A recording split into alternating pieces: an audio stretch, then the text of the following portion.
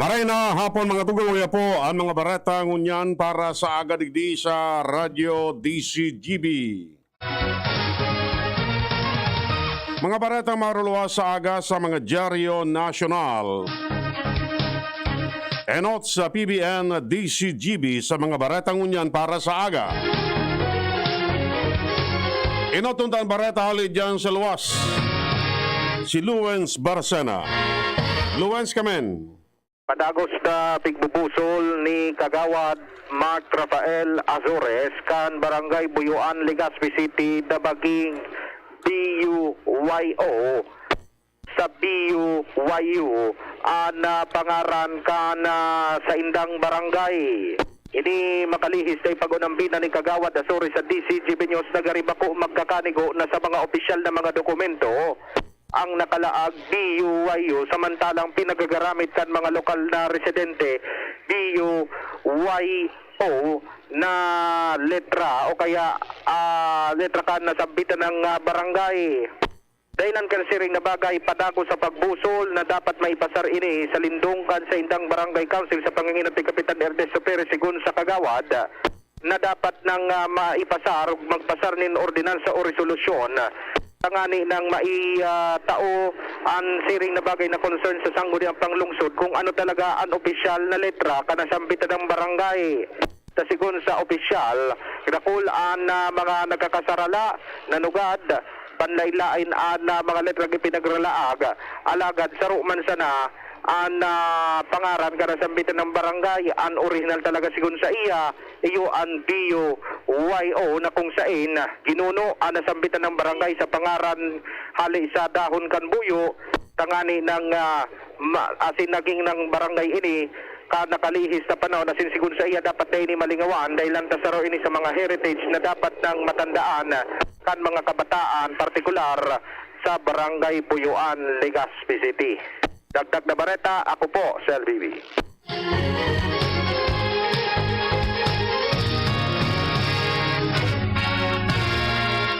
Ipaghanda na kan pag-asa ang mga Pilipino sa pigdalauman na mas mainit na panahon sa mga masunod na aldaw. Ini sigun sa pag-asa kasunod naman kan pagtapos kan Northeast Monsoon o amihan na nagdadaranin malipot na namamatian ang easterly sa sinibapang parte ka nasyon. Sinabi kan pag-asa na nagpapuuna ang mamatian ang easterly o mainit na paros hali sa Pacific Ocean. Siriman, dahil pang opisyal na deklarasyon ng pag-asa, may kinaraman sa pagtapos kan amihan season o pinakamalipot na panahon sa nasyon na nagpapuon sa bulan nin Oktubre.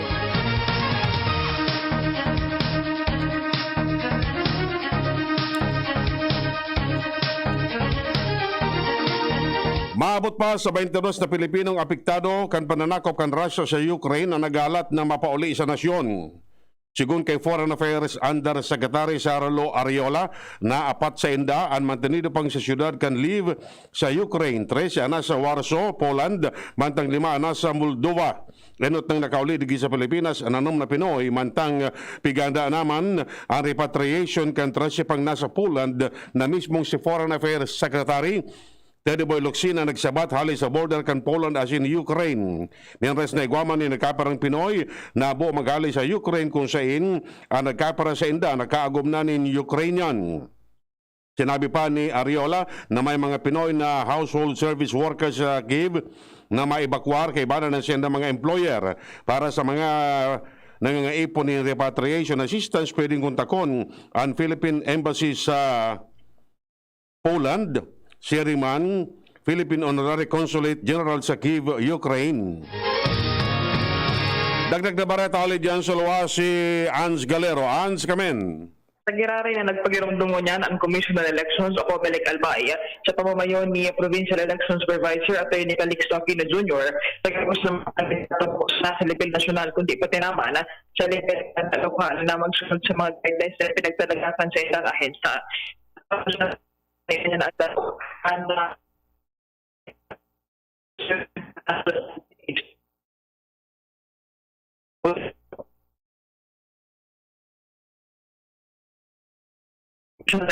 ganarawan as in tigalauhan nindang magsunod man sa siring na kampanya ang mga Catholic leaders sa lokal na level. Dagdag na peta, Ans Galero, DCGP.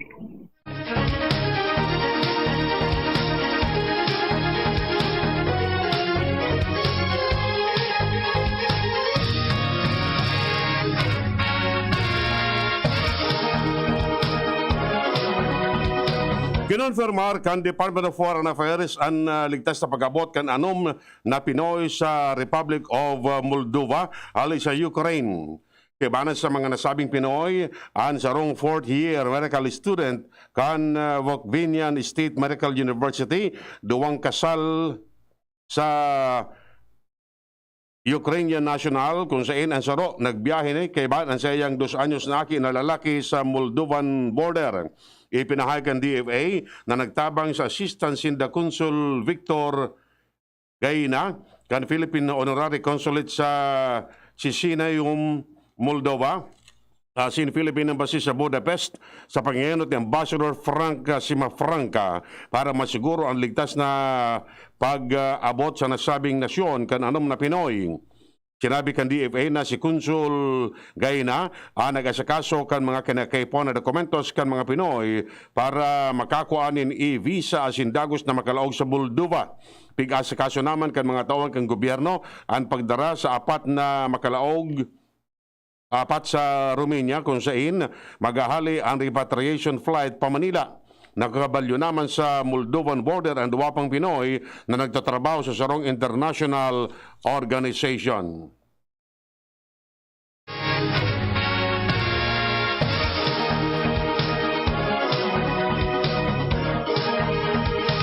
Ipinalawas kan Catholic Bishops' Conference of the Philippines ang regulasyon para sa nagadang-adang na Ash Wednesday sa Marso 2. Sa araram kani, tutugutan sa gararay na pahida nin abo ang angog kan mga paratubod na Katoliko matapos ang 2 taon poon kan magtama ang COVID-19 pandemic. Apisar kini, mantenidong option pa manggiraray ang pagbudbod nin mga abo sa aring pupuro araw kan ginibo kan mga nakaaging taon tanganing maiwasan ang contact dahil sa virus. Sigun kay CBCP Episcopal Commission on Liturgy Chairman Bishop Victor Bindico, tutugutan naman ang mga prosesyon sa mahal na aldaw pero kinakaipon nang magkoordinar kan mga parokya sa local government unit asin mga opisyales kan barangay. Magkakigwaman ng prosesyon martial para mamantinir ang distansya kan mga mapartisipar sa prosesyon mantang din ng una ipigrekomendar ang paggamit ng karosa o andas tanganing maiwasan manggararay ang pag-urumol-umol kan mga tao. Katakot pa manggiraray sa Semana Santa, pwede man ang mga traditional na pabasa basta nasusunod ang health protocol.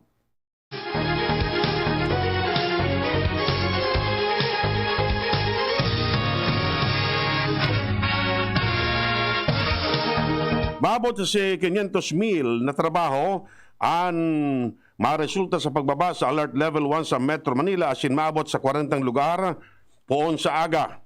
Sigun kay Trade Secretary Ramon Lopez, nalauman kan mga negosyo ang mas toros na mga regulasyon sa iraram kan Alert Level 1 sa operating capacity. Paghali kan physical barrier sa mga establishmento asin optional na ang work from home arrangement. Kasabi kini ipinahayag ni Lopez na madali nang maabot ka nasyon ang 5% pre-pandemic employment rate.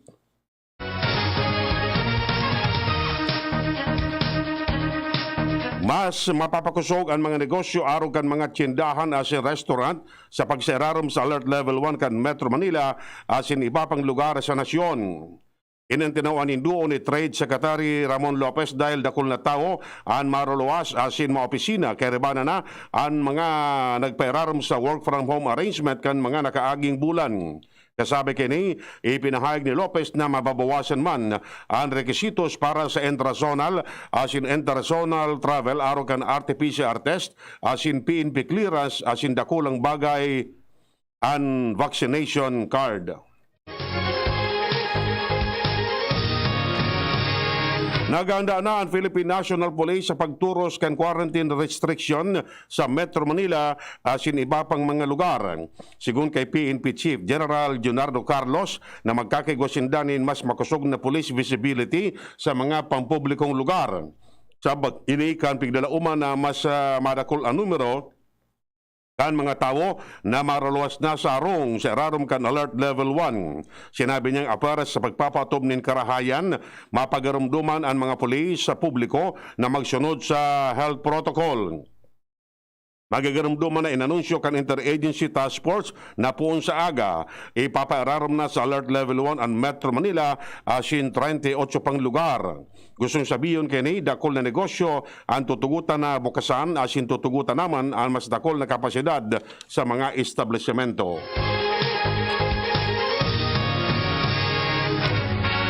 Posible magbaba pa sa 1,000 ang numero kan mga kaso ng COVID-19 sa nasyon sa mga masunod na aldaw. Napag-araman na 9 na aldaw ng nagkakawat sa sobra 1,000 ang mga bagong kaso ng COVID-19 sa nasyon. Sigun kay Okta Fellow Dr. Guido David, ang nagluya na ang negative growth rate asin nagplato na ang mga kaso.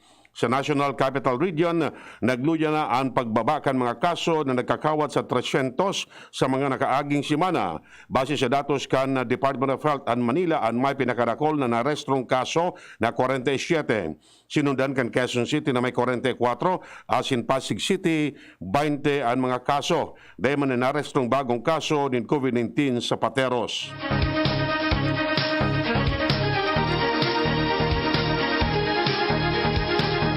Required na magpairarom sa 21-day quarantine ang mga overseas Filipino workers na paduduman sa Taiwan.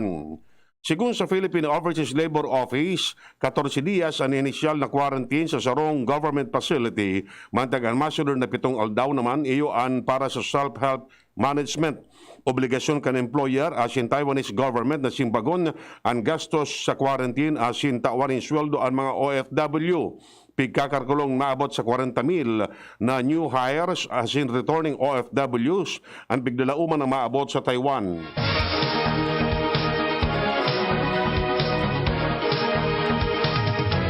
Kay po ang manggirare na magpailing ng vaccination card ang mga 18 anyos pa itaas para makatindir sa mass gathering asin makalaog sa mga establishmento maski nasa rarom na kan alert level 1. Susug sa inamindaran na regulasyon kan Interagency Task Force na kay po ang pamanggirare na magpresentar ng vaccination card sa indoor dine-in services, komisari, restaurant, religious gatherings sa Sinibapa. Sigun kay acting presidential spokesman Carlo Nograles na kay puan pamanggiraray na magsulog ng face mask asin sunodon ang physical distancing. Si araram kanasabing alert level, pigtutugutan na magbukas ang 100% capacity kan mga pribadong opisina asin full capacity sa mga pampublikong transportasyon.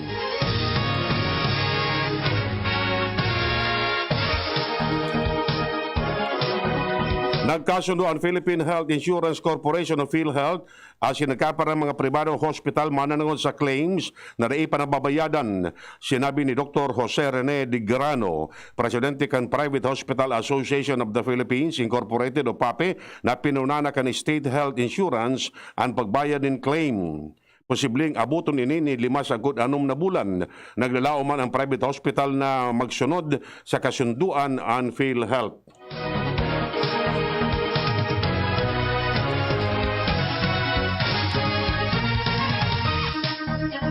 Uminabot na sa 663,000 na mga aking may edad na 5 hasta 11 anyos ang nabakunahan kontra sa COVID-19.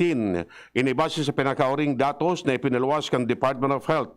Inako kan DOH na katumbas pa sa ini ng 5% kan target na mabakunahan sa nasabing age group na maabot sa 1.3 milyones na mga aki. Sinabi ka National Task Force Against COVID-19 na nasa 2.3 milyones na reformulated Pfizer vaccine ang nag-abot sa nasyon. Ngunya na bulan alagad, dahil pa ini sa pigdalauman kan gobyerno na maabot sa 5.9 milyones doses. Sinabi ni Health Undersecretary Mirna Kabutahe na nagkaiguanin aberya sa pag-abot kan mga bakuna alagad ini na regular naman ngunyan.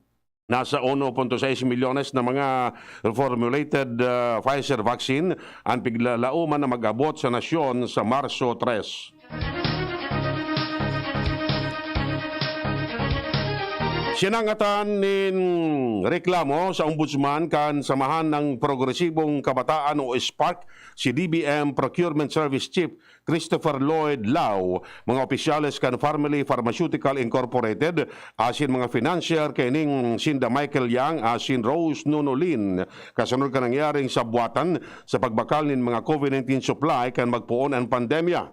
Sa reklamo, ipinailing ang paggamit sa pandemya tanganing laspagon ang kaban kan gobyerno asin lukuhon ang mga namamanuan. Sinabi ni John Lazaro, tagapagtaram kan SPARC, na ang nasyon naluko nin bilyon-bilyones pesos mantang nagugutom asin daing trabaho ang mga namamanuan.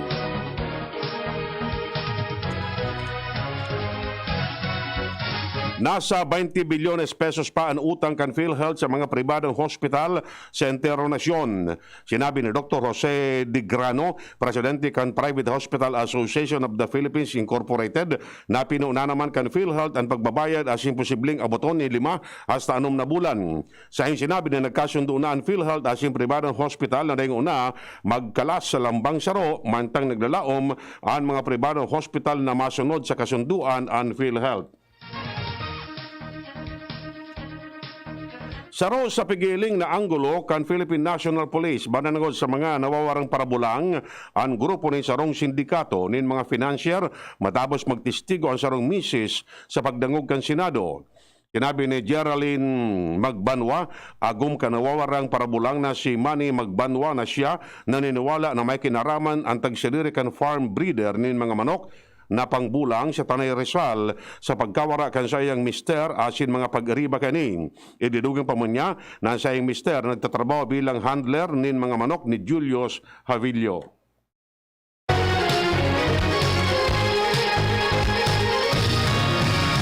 Biyan restante iba pang detalles kan Bareta. Sinabi kan Land Transportation Franchising Regulatory Board na pigadalan panindaan mga kahagadan na umintuan ang singil ng pamasahe sa mga commuter jeepney mantang padagos man ang aumento sa presyo kan mga produktong petrolyo. Sinabi ni LTFRB Executive Director Maria Cristina Casion na pigadalan na ninda ang mga petisyon na naisumiter sa inda mantang nakatala ng pagdangog sa Marso 8. Nagapilar ang mga jeepney drivers asin mga operators sa mga otoridad na itaas ang minimum fare sa 10 pesos dalan sa padagos na oil price increase. Ipapadagos o mientras tanto iba pang detalyas kan Bareta. Puga-puga na ang kampanya kan Bureau of Fire Protection kontra sa sulo sa pigaapod na Fire Prevention Month ngunya na Marso. Sinabi ni Bureau of Fire Protection spokesperson Fire Superintendent Annalie Atienza na dapat maging alerto ang publiko kontra sa sulo, lalo na diit na nagbabalik sa normal ang sitwasyon kasunod kan pagpairarom sa National Capital Region asin iba pang lugar sa nasyon sa Alert Level 1. Ipinahayag ni Atienza na ang tema kan kampanya kontra sulo ngunya na taon sa pag-iwas sa sunog, hindi ka nag-iisa. Mientras tanto, makondukta ang Anti-Red Tape Authority o ARTA ni 3720 week-long celebration para pagkasugod ang implementasyon kan 3720 prescribed processing time. Inibase man sa Republic Act 11032 o Ease of Doing Business and Government Service Deliver Act of 2018. Magagarumduman na nainot ng ipinalwas ang nasabing memorandum circular na pirmado ni ARTA Director General Jeremia Bilica kan Marso 7, 2020. Mananangod sa nasabing propesto na direktiba ni Presidente Rodrigo Duterte sa mga ahensya de gobyerno na parekasyon ang pagproseso asin pagiro kan mga serbisyo o ang mga nakapendyenteng transaksyon o aplikasyon. Mientras nangunyan aldaw ang kick-off kan week-long celebration kan ARTA na madurar sa Cod Marso 7. Puminakol na sa 15 milyones dolyares ang foreign portfolio investment o ang bigapod na hot money na naglaog asin nagluluwas na fundo sa Pilipinas, partikular sa merkado, dalan sa net inflows kini kan bulan ni Enero. Dalan digdi, diit nang nakakabawi ang ekonomiya kan nasyon apesar kan makusog na quarantine measure na ipinautob sa tao kan pagdakol kan kaso nin COVID-19 sigun sa Bangko Sentral. Ang arestrong net inflow kabaliktadan kan outflow na 4 milyones dolyares na narestro kan Disyembre 2021. Sa datos kan BSP, ang 331 milyones dolyares registered investment ka nakaging bulan nagpapailing ng pagbaba ng 41 o 45.1% o 600 milyones dolyares kumpara sa 1.3 bilyones dolyares na narestro kan Disyembre 2021. Kadaklan sa investment o 68% na nagparehistro nagali sa Philippine Stock Exchange kay iba na naman digdi ang holding firm, property banks, food, beverage, and tobacco, maging ang telecommunication mantang ang natatada na 32% nasa peso government securities, kaya iba na ang treasury bill asin treasury bonds. Yan mga tugang ang detalyas kan mga bareta ngunyan para sa aga digdi sa Radyo DCGB. Sa pagkara kan mga pagariba, John Napoli, Salado Technical. Ako po si Edwin Terrell, nagsasabing salamat kan sa inyong pagantabay. Mga pre,